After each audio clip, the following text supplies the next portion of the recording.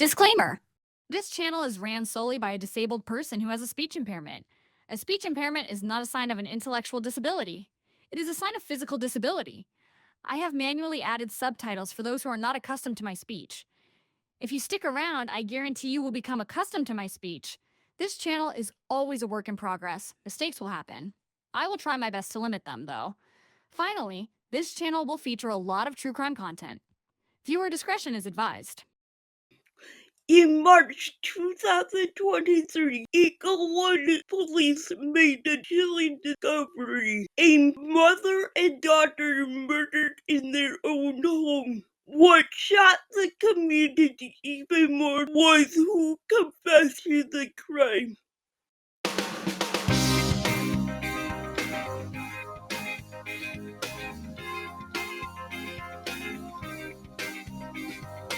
Hi, welcome back to my channel. I'm glad you're here. Today I'm tackling the case of Ruth and Bethany MacLaren. Throughout the video, I may mispronounce their last name. This is not meant to disrespect the family, but I do have a speech impairment, and some names are harder for me to pronounce than others. Again, I do not to disrespect the memory of the family. That is not my intention at all. But when you have a disability, there are some things that are in your control. And the way I pronounce the name is one of them. So I hope you will give some consideration for that when you watch my video. So let's jump into the case. Here we go. I'm going to make myself small again so we can see the disability memorial candle in the background. There we go. Now let's get started.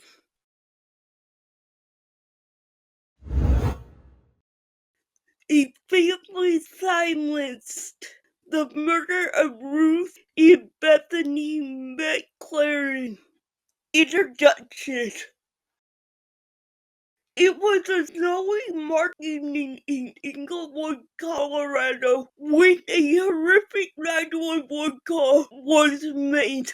On the line was 81-year-old Reginald MacLaren, alleging he had discovered his wife and daughter deceased in their apartment. What at first appeared to be a tragedy soon turned into one of the city's most horrific crimes, a crime committed by MacLaren himself. The discovery. When the police went to the tiny apartment on March 25th, 2023, they were met with a horrific sight. There were two large bins inside. There was human hair and blood on top. Inside the bins were the bodies of 70-year-old Bethany MacLaren and her 35-year-old daughter, Ruth Jennifer MacLaren. Closer to the scene, authorities discovered the weapons used, an axe kept in the closet due to its size and heft, and a handsaw kept near the garbage bins. The violence shocked even the most seasoned investigator. According to the autopsy reports, Bethany had been struck 6 times with an axe. Ruth, who had cerebral palsy, had endured 23 blows. It was a brutal and calculated crime. It wasn't a moment of panic. It was planned, prosecutors later said. The victims. The lives of Bethany and Ruth told a very different story from the brutality that ended them. Bethany grew up in Kalimpong, a hill town in eastern India. Before coming to the United States, she served as a nurse in the Indian Army. Those who knew her said she was warm and gentle, a woman whose quiet voice and soft smile made her presence calming. She was also talented with her hands, famous among her friends for her delicate embroidery and lacework, hobbies she cherished in her free time. Her daughter Ruth lived with cerebral palsy and needed daily help. Despite her disability, she carried herself with kindness. Friends described her as having a childlike wonder. A young woman who dreamed of becoming a lawyer and recently had begun her educational journey towards that goal. She was considered the heart of the household, deeply loved by her mother and those around her. At a candlelight vigil held in their honor, one resident said, "Bethany and Ruth were innocent. They were gentle souls. They should be remembered for their kindness, not the way they were taken from us." The confession. From the start, MacLaren's story did not add up. On the 911 call, he initially suggested that relatives might have murdered his wife and daughter. But when detectives pressed him further, he confessed. According to court records, MacLaren admitted he had lost his job 2 weeks before the murder and feared his family would become homeless as a result. He told investigators he had purchased the axe saw and the garbage bin weeks earlier with the intention of killing his wife and daughter. Perhaps most chilling, he said he did not regret what he had done. "They are in a better place," he told the officers, according to the arrest affidavit. But prosecutors dispute his claims of desperation. Evidence showed that month rent had already been paid. A down payment was made on a new apartment, and Bethany had about $80,000 to $90,000 in savings. This was not poverty, one prosecutor declared. It was control. It was a choice to end their lives. The trial.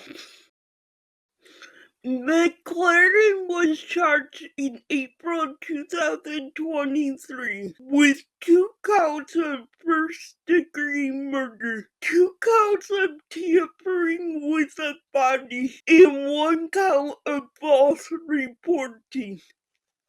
At his June 2024 trial, prosecutors presented strong evidence. Surveillance footage of MacLaren purchasing the axe saw and trash bin on March 9th. Another video of him carrying the bin in the apartment, and his 911 call alongside body camera footage where he eventually admitted to the murders. Medical examiners described the crime in grim detail. The wounds were deep, repetitive, and consistent with outright, one testified. I also read in the coverage that they think Ruth had to listen to her father kill her mother, and she was unable to do anything because of her cerebral palsy. She has limited mobility because of her cerebral palsy. Just think how scared she was to hear her father kill her mother. And she must have known that he would turn his violence to her after her mother. After several days of testimony, the jury returned a verdict, guilty on all counts. The sentence. On July 10, 2024, the judge handed down 2 consecutive life sentences without the possibility of parole, plus additional time for tampering with the bodies and filing a false report. Examining the consecutive sentences, the judge said, "Their lives have value. They deserve to be remembered as the beautiful and innocent souls they were, not just the manner by which they died." Prosecutors echoed that sentiment. Justice here is the acknowledgement that 2 women died under violent, premeditated circumstances. We cannot bring them back, but we can confirm their lives counted. A community in mourning. The killing deeply shook Englewood and the broader Nepali Indian. The Colorado-Nepal Alliance organized a vigil where dozens gathered with candles to honor Bethany and Ruth. Here is a news story about that vigil. 2 women allegedly killed at the hands of their husband and father. It's not clear if the women had any other close family. So tonight, strangers gathered to make sure that they're remembered. Investigators say that 81-year-old Reginald MacLaren, his wife and his adult daughter at their home on Saturday. He said he did it because he didn't want them to be homeless after he lost his job. Police say he killed them with an axe and left their bodies in the living room. 9 News reporter Jennifer MacLaren spoke with people at a vigil tonight who are trying to learn more about these victims. Yeah, Alex, this has been kind of tricky. The coroner's office has not officially identified these 2 women. Usually they would do that after they've talked with family. The family's been hard to find. This group that hosted the vigil tonight is working with the coroner's office to try to find potential connections. If it helps, right? I think we're really trying to identify if she is, is there an identity related to her? And can we do that coming together as a community? We know from the arrest affidavit that the victims are MacLaren's wife and daughter. Investigators say he confessed to killing them because, again, he said he ran out of money and didn't want the family to end up homeless. The arrest affidavit does name the victims, so we are choosing to do so in this story. 70-year-old Bethany MacLaren and 35-year-old Ruth Jennifer MacLaren. At the vigil tonight, members of the local Nepali community, including the Colorado-Nepal Alliance, say that Bethany was also known as Pavitra. They are working with the coroner's office to share her name and limited information to try to find connections. They believe she was actually from India with some Nepali descendants, and they do not believe she had local family. But it was important to them to make sure somebody, even if it's strangers, that somebody honored these 2 lives lost. Thank you so much for shining your light on this earth while you were here. We will always remember you. May the departed soul rest in peace. But again, I think it is so much about the community that the impact that we could make as a community, and they will be remembered for sure. Now, the suspect remains in jail without bond. He appeared in court today, and prosecutors expect to charge him with murder at the next hearing in April. Such a terrible situation, and you hope that maybe if this stays in the public eye for a little bit, that somebody will come forward with some connection, some information. That's what the folks that host the vigil tonight and are trying to help with this. That's what they hope as well. Jennifer Meckles, thank you. Members of the group also reached out to relatives in India so Bethany's family would learn of the tragedy, and they continue to work on placing headstones in their memory. The legacy of the case. The MacLaren murders raise painful questions about domestic violence, isolation, and the vulnerability of people with disabilities. Ruth, who depended on her parents for care, was ultimately betrayed by the one she trusted the most. Though the courts have closed the books on this case, for those who knew Bethany and Ruth, their legacy lives on. They were more than victims, one mourner said at the vigil. They were people who mattered, and we will not forget them. This case is harrowing because the murders were so senseless. They were not in poverty, and they did not have the threat of poverty. We can never know what was going through Reginald's head when he murdered his daughter and wife.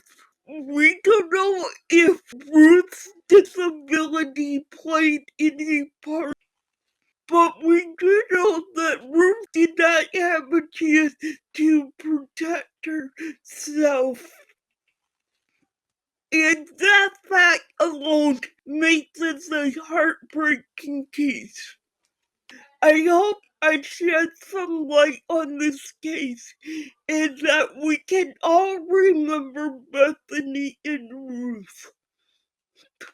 Well, that's it for today.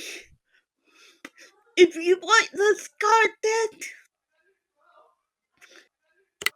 you know what to do. Thank you for watching.